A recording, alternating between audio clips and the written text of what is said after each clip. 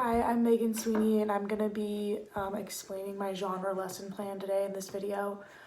We did our genre lesson plan on the genre of poetry, and basically in this video, I'm not really going to be like trying to teach like imaginary students. I'm more just going to be like explaining the lesson plan.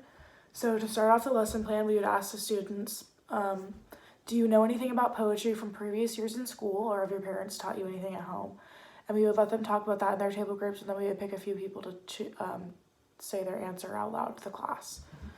And we would also ask them, what are your opinions on poetry, just from what you know right now? Again, we would let them talk about this in their table groups, and then we would call on them to share with the class. So then we would read a few poems aloud for them. This poem is from the book A Kick in the Head, and it says, in the rains of spring, an umbrella and a raincoat passed by, conversing. And that's it. And then we would just let them think about that for a little bit and share their thoughts if they want to after like 30 seconds. Then this next poem is called The New Kid on the Block, and it's from the book The New Kid on the Block. It's called, there's a new kid on the block, and boy, that kid is tough. That new kid punches hard. That new kid plays real rough. That new kid's big and strong, with muscles everywhere. That new kid tweaked my arm. That new kid pulled my hair. That new kid likes to fight and picks on all the guys. That new kid scares me some. That new kid's twice my size. That new kid stomped my toes. That new kid swiped my ball. That new kid's really bad. I don't care for her at all. So after that, we would just let them think about it again for like 30 seconds, and then if they wanted to share their thoughts, they could. The next poem is called It's Raining Pigs and Noodles, and it's from the book It's Raining Pigs and Noodles. And this is the type of poem where like we would ask one group of students to start saying it, and then after like the first few words, the second group of students would start chiming in, and it would be like a fun way to recite the poetry. But I'll just read it by itself. It's raining pigs and noodles, it's pouring frogs and hats, chrysanthemums and boodles, bananas, brooms, and cats.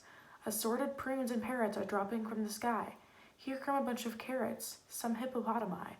It's raining pens and pickles, and eggs and silverware. A flood of figs and nickels is falling through the air. I see a swan, a sweater, a clock, a model train. I like it so much better than when it's raining rain. And then one more is called Where the Sidewalk Ends, and it's from the book Where the Sidewalk Ends.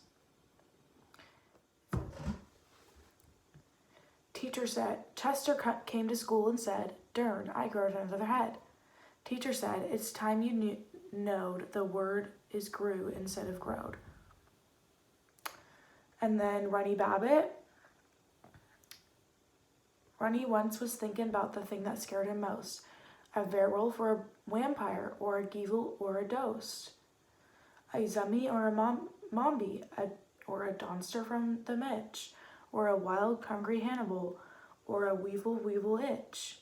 The bloody horseless headsman, or a skeleton Tony and Ball. But when they all came walking in, he wasn't scared at all. So after those poems being read aloud to them, we just wanted to get them exposed to like a lot of different types of poems right off the bat. We would ask them, did you have fun doing the activities that we did, and do you feel more motivated and interested to learn about poetry? Because I feel like the one that the students start their verses after each other, that one's pretty fun to do, and that one actually got me to like poetry more, so I wanted to include that in the lesson.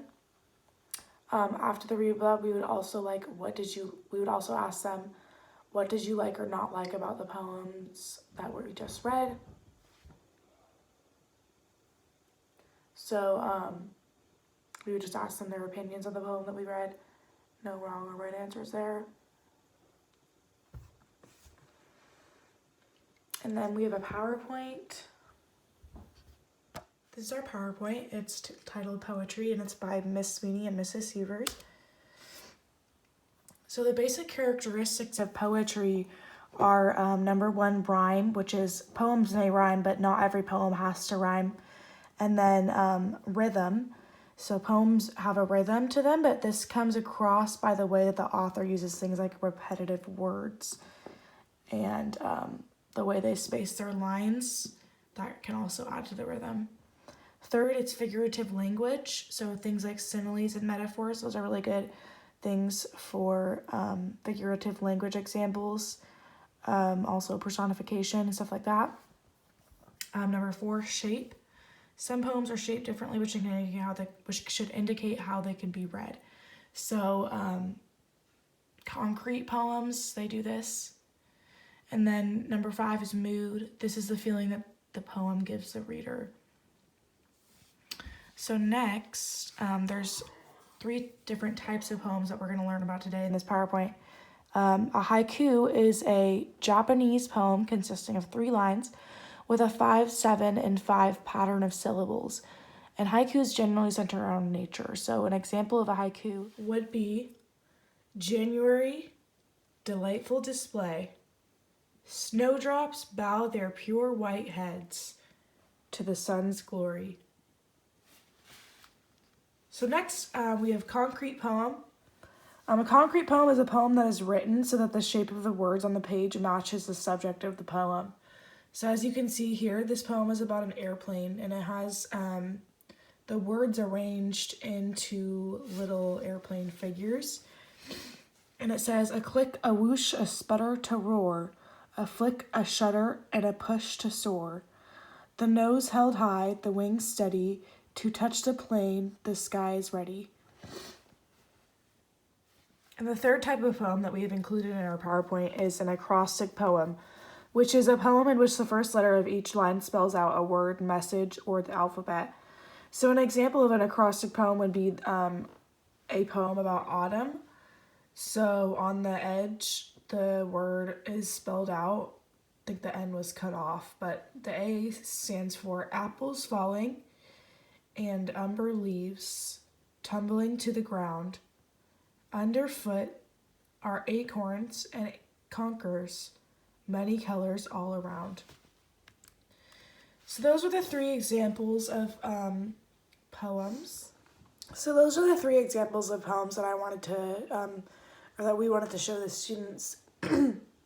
After that PowerPoint, normally myself and the other teacher and my partner would give the students a lesson, and we would both do that.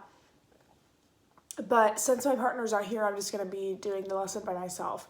So to start off, we would tell the students that they're going to be making their own acrostic poem. And me and the other teacher would demonstrate this. I'm just going to demonstrate this by myself right now. So all of the students would have this handout, and I'm just going to show them what I would do for my own name. The directions would be to find a partner and then write their first name in the squares provided in the handout, and then ask them a few questions to get to know them, and then write an acrostic poem about them. So I'm going to just write my name here. So my name is Megan, and I'm going to write an acrostic poem about myself. So this is where I would ask the students for suggestions on what types of words I should write for each letter. So for M, I'm going to write marvelous. So those are just some things that I thought that elementary school kids might come up with for these letters. So after we show them how to write an acrostic poem, we will ask the students to get into pairs and do the same thing and write an acrostic poem about their partner. So they're going to use their first name, and they're going to use some personality characteristics of their partner, and they're going to do an acrostic poem about them. And then after this, we would ask the students, did you enjoy getting to know your partner and writing a poem about them? And also we would ask them, which of the characteristics of poems that we learned about did you use in your own poem that you think made the poem better? So their poems would ideally be a little more detailed than the example one that we gave, a little more writing on there, some more sentences instead of just words. And then last question that we would ask after the activity would be, of the other 2 types of poems we learned about, which would be concrete poem and haiku, which one would you like to make your own of, because we're going to make more poems we would be making more poems the next day. So we wanted to give them an option to choose which type of poem they wanted to write next. So after we asked them these questions and they've done their activity, we would give them the opportunity to decorate their poems in any way that they would like. We would give them some materials and some decorations to put on their poems. And then we would have them share with the class if they wanted to. And we will have some small discussions in our table groups about what we disliked and what we did like about this type of poetry. And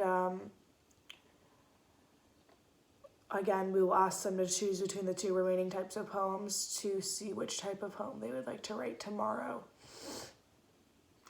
And then that's the end of the lesson. Thank you.